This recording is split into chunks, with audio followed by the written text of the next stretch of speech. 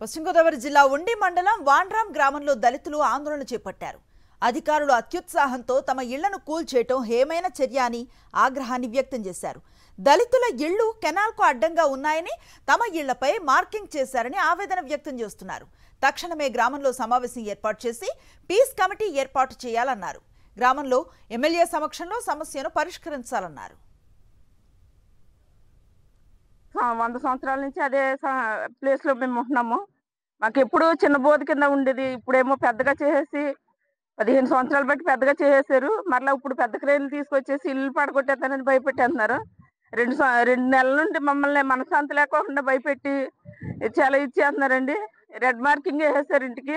ఇప్పుడేమో క్రేన్లు దించేసి మమ్మల్ని భయపెట్టేసి తినకుండా తాకుండా ఇక్కడ అధికారులు కూడా రైతులతో కుమ్మక్కయ్యి ఎక్కడో రావాల్సిన మురుకు నీరు అంతా ఇటు రానిచ్చేసి మరలా చేలు తవ్వేసుకుని మట్టి అమ్మేసుకుని అది కూడా మా మీద ప్రభావం చూపించేసి మేమేదో చేసామన్నట్టుగా మమ్మల్ని అందరినీ భయపెట్టేస్తున్నారు.